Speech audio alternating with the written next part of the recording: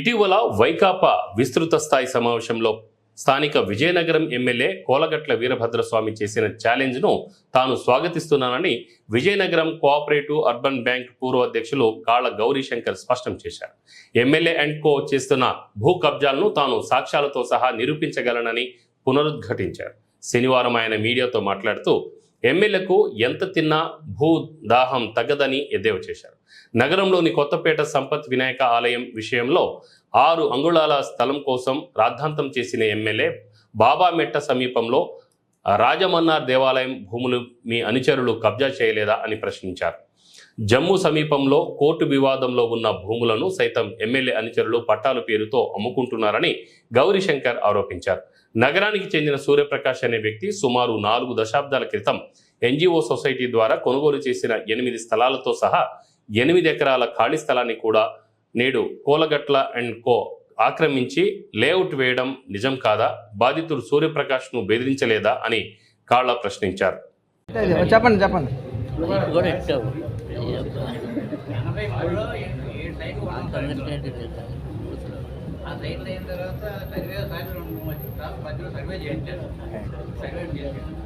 తర్వాత మధ్యన ఎవరో మాకంతూ నీకు అందలేదా రమేష్ రెడ్డి కోర్టు పెట్టేసి ఆయన ఫోన్ చేసి అడిగితే ఇది డెవలప్మెంట్ చేస్తాము, సైడ్కి 10,000 తీసుకుంటున్నాము అని చెప్తున్నారు.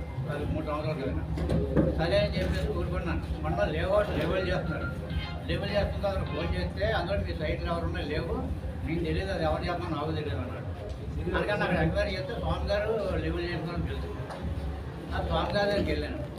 ఇందులో స్వామి నాకు ఇందులో 7 సైట్లు ఉన్నాయి, మీరు నా సైట్ నుంచి చూద్దాం, మీరు లెవెల్ చేస్తున్నారని చెప్తే పెన్సింగ్ వెళ్ళేదని అడిగారు.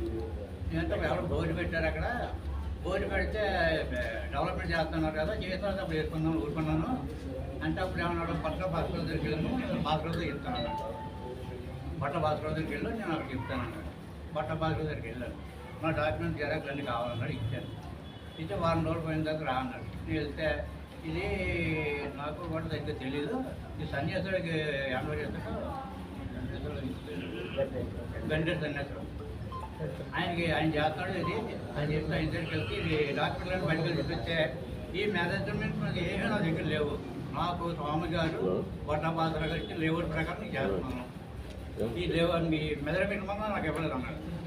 నా మెజర్మెంట్ ప్రకారంగా నాకు లేఅవుట్లు వేయలేదు. వాళ్ళు 300 గజాలు 400 గజాలు వేస్తున్నారు, మాది 350, 450, 550 మాది. ఈ ప్రకారంగా వాళ్ళు లేఅవుట్లు వేయలేదు.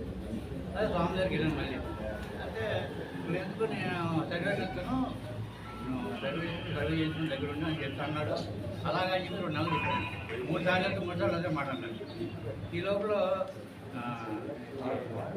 కంప్లీట్గా నాకు చేయించారు. కంప్లీట్ చేశారు, లేఅవుట్లు గుళ్ళు వేస్తారు. చేసిన తర్వాత మళ్ళీ వెళ్ళాను. చేస్తామే ఇది నాకు తలనొప్పి ఉంది, దీని విరోధం దగ్గర రావచ్చు, నేను చెప్పి చేస్తాను. అది ఈయన ఏంటంటే 20 సంవత్సరాలు పంపించాను, నువ్వు కూడా లేఖలు పంపిస్తే మీ అందరి సమక్షంలో ఎర్రచెరువు కానీ అదేవిధంగా మన రాజమన్నార్ గోపాలస్వామి ఆధీనంలో ఉన్నటువంటి దేవాలయ భూమిలో నువ్వు చేసినటువంటి కబ్జా భూములు కానీ, అక్కడ కప్పినటువంటి గడ్డను కానీ, అదేవిధంగా ఎర్ర చెరువుకు సంబంధించిన గడ్డలు కూడా ఉన్నాయండి. ఆ గడ్డలు కూడా ఇప్పుడు లేవు. ఆ దాసన్ పెట్టి అడిగితే ఆ గడ్డలు ఎక్కడున్నా ఇది ఏనాడు ఎమ్మెల్యే కప్పించాడు. అంటే రేపు పొద్దున్న ఏదైనా వర్షం పెడితే అనకూడదు, నా ప్రాంతం అంతా గతంలో సింగపూర్ సిటీ మీకు మునిగిపోవాలి.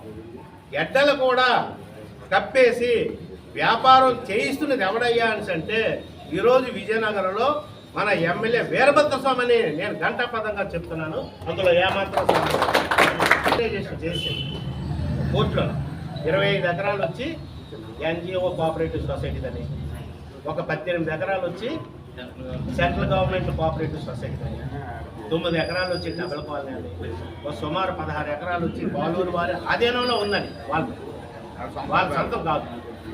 10 ఎకరాలు వచ్చి రాజమన్నార్ గోపాలస్వామి. అటువంటి దాన్ని కూడా అక్కడ గడ్డ సుమారు 10 ఎకరాలు ఉంది.